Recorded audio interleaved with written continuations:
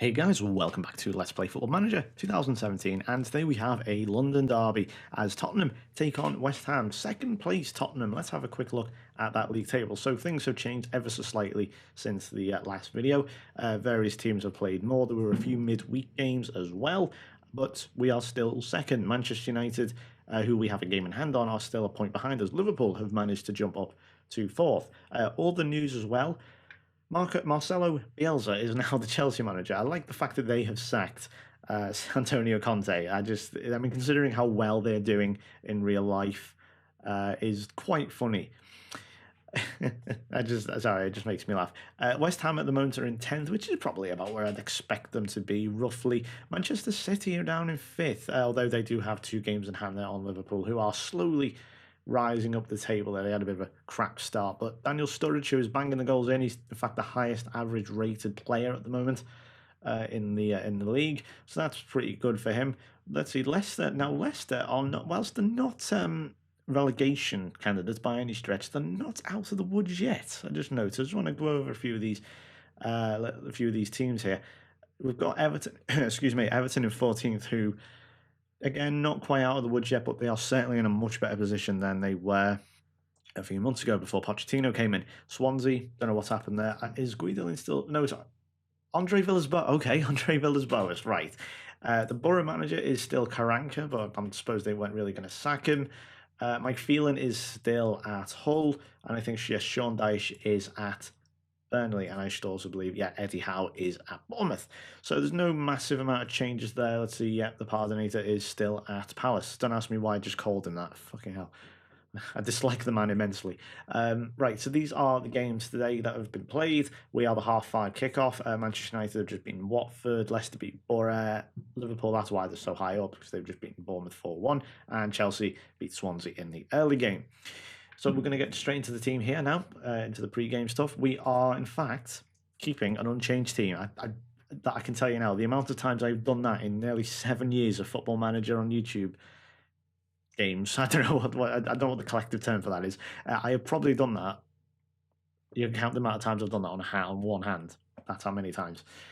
Looks like there aren't too many new signs. Gökhan Tor, or I'm not sure how you say that, is playing for West Ham. They've also got Zaza at spearheading their attack, but other than that, that does appear to be it. Reece Oxford, wonder kid, or at least supposed wonder kid. He's still only 18 years old, even though he's been around for a long time. Let's see again. Let's ask Lindemann. There we go. It just works every time. Pick up where you last left off. Every single time it works.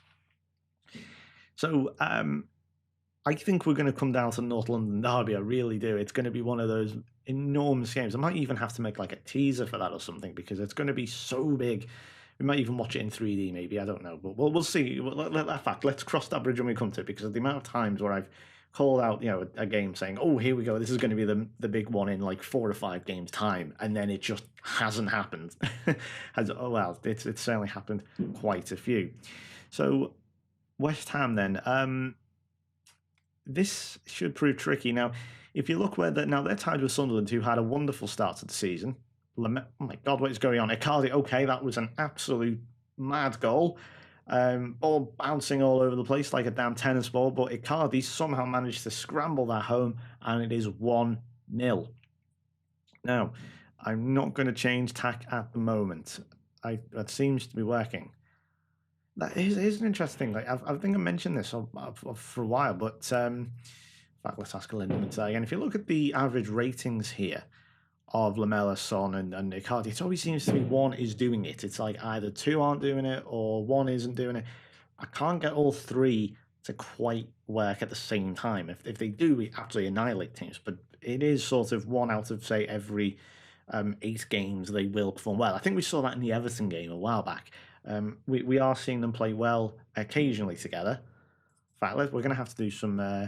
Let's say we're happy with them, because we are winning, and let's say let's see pressure off to Icardi.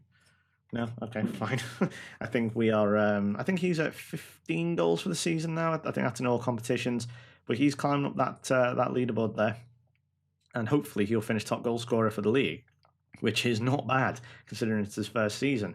and all that. And especially considering, the alternative was Vincent Janssen, who I'm still in the process of selling. Oh, Eric Lamella, lovely stuff there. I think that was Icardi with the assist. He's put that across. Lamella slams it home 2-0, and things are going well. Now the gap has closed to 4 points. Now, one thing I am going to do at this stage, because I think we can start saying it is getting ever so slowly closer to the crunch time, is going to the late. In fact, no, we are the halves. Never mind. I thought there were other games going on, but I'm mistaken. I totally forgot we were the late kickoff. Here's another chance. Son Heung-min. It's 3-0. This is going very, very well indeed. What did I just say about the players up front not clicking? Well, again, what the hell do I know? We're going 4 points to within 4 points. I'm so sorry for the loud banging. It is bonfire night. I can't help it. I don't have control of external forces, unfortunately. Anyway, as I say, we are 4 points within Arsenal now. I feel like that is going to change so much over the next. They've hit the bar twice. Goodness me. It's going to change so much more. But we're within 9 goals now as well. The goal difference, as I say, is making all the difference. Now, they're all convinced and confident up front. That is really, really good news. Now, Victor Wanyama needs a bit of game time. As you can see, his match fitness is a touch low, so we're going to throw him on there. I will also throw Sid. No, I won't. I'll leave them for now. At this point as well, I would have probably thrown on Harry Kane, but we are playing Wolves in the next game, and I want to play him up front. I think he is the absolute perfect rotation striker. I mean, he's absolutely not deserving of that at all. He could be leading the line of many a Premier League team, but Mario Icardi has been so good for us this season. Oh, look at this, slicing them open, pull it across. There's Icardi, who really should score there. It's been pushed onto the post by Adrian, and it's still only 3-0. This could be 4 or 5, and it still might be. There's 15 or so minutes left. And here's another attack. Here's Moussa Dembele pushing forward again, coming out wide, but that's a terrible effort. And it remains 3-0.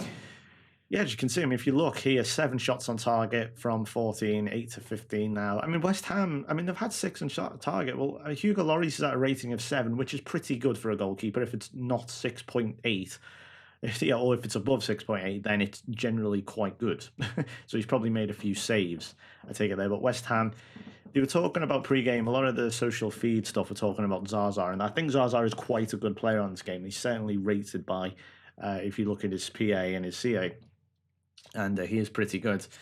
So I think to totally blunt him as we have is pretty good. So they're nice, easy in the end. 3-0 victory. I was not expecting that. I thought we would have a much harder game.